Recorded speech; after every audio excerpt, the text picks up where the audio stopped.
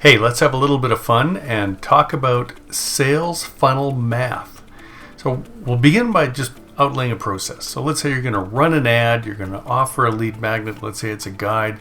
People are going to opt in to get your guide, you're going to send some emails to them, get them to know and like and trust you. You're going to eventually ask them to book a call, talk to a salesperson, then that salesperson is going to have a call with them. And hopefully at that point, they're going to buy something from you. So fairly simple 7-step process. Pretty straightforward, nothing real earth-shattering here. But let's look at each one of these components individually. All right, so let's start with a blank sheet. And first step, we're going to run some ads. So in this case, we're going to run some ads. We're going to say, let's spend $20 a day, which is roughly $300 or $600 a month. That's going to give us, let's say it gives us 6,000 impressions. So we're going to spend 10 cents each for someone to see our ad. And then what we're going to do is we're going to offer them that lead magnet. So out of those 6,000 people that see our ad, let's say we can get 1% of them to say, yeah, I'd kind of like that download. So they opt in, they give us their first name, their last name, and their email, and they opt in. But remember, we paid $600 for these ads and 60 people have downloaded. So what does that mean? It means that we've spent roughly $10 here to get a first name, a last name, and an email. So that is a lead. But then what we want to do is we want to get them into some sort of a follow-up campaign. Let's say we're using email, we're going to follow up with them, get them to know us, like us, trust us, talk about things that are in the download guide. And out of those 60 people, 40 are going to keep getting our emails. That's going to be great. And we're going to manage to get a number of them, let's say 8, so roughly 5% of the people there to book a call. And keeping in mind the numbers now, we've spent that $600, we got 8 people to book. That means we've actually paid $75 for each one of those people to book a call. Unfortunately though, even though they booked, not everyone's going to show up. So just because we booked 8 doesn't mean that all 8 are going to call. Let's say our salesperson now gets 3 calls. That means we're paying $200 for every person our salesperson is calling in this example. And if that person closes 1 out of the 3, you got a sale. And it was $600 to get the sale. So if the dollar amount is large enough, if it's a $5,000 sale, maybe you can afford $600 to get the sale. That number might work for you. But if it's a $400 sale and you're paying $600, that means we got to start working on the sales funnel. Now, does that mean there's a problem? Yeah, it does mean there's a problem. Does it mean that we should stop advertising? No, of course not. Here's what we need to do. Let's start over and see how we can do better. So we're going to add a little sales funnel math here.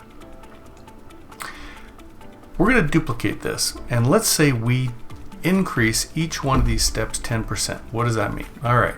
So starting at the beginning with the ad, we're going to improve our ads. We're going to do some split testing, and we're going to see if there's a way we can get more traffic by improving the quality of our ads. So we're still spending the same $600, but now instead of getting 6,000 impressions, we're going to get 6,600 impressions. So that's an improvement right there.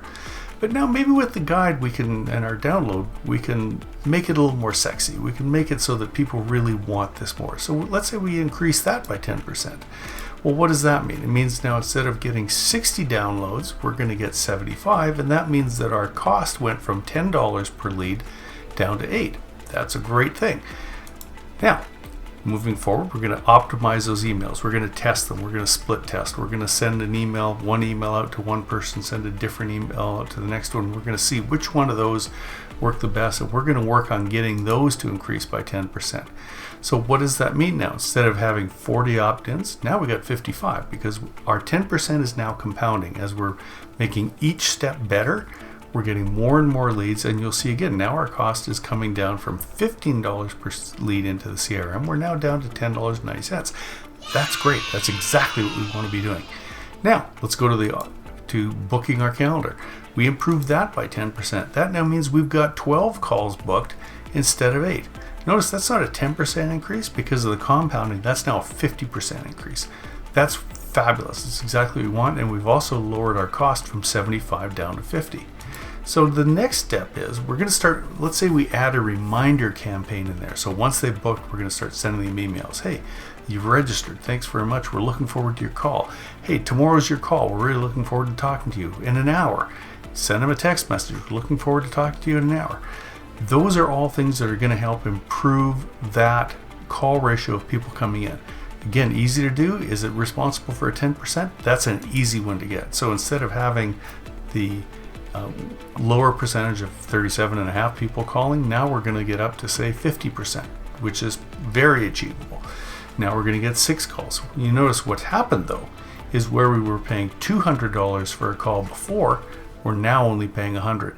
And if we work on getting our salesperson, get them a little better, give them some scripting, get them some training, make them better salespeople, we change our closing ratio from 1 out of 3 to 1 out of 2. Hey, now we got 3 sales instead of 1 sale. We're still paying the $600, but we've lowered that cost of sale from $600 down to $200. If we were selling that $400 product, we're well on our way to making a profitable campaign.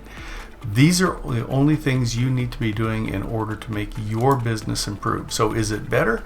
Absolutely. So by taking your campaign, optimizing it, testing it, optimizing it some more, you can make huge differences, and that is massive. So those little 10%, 10%, 10%, that reduced your cost of customer acquisition by 67%. These are what you need to be doing. If you have questions or want to know how to do this in your business, reach out to us. I'm Rich Bueckert, RailGun Marketing. Hope you have a wildly profitable day.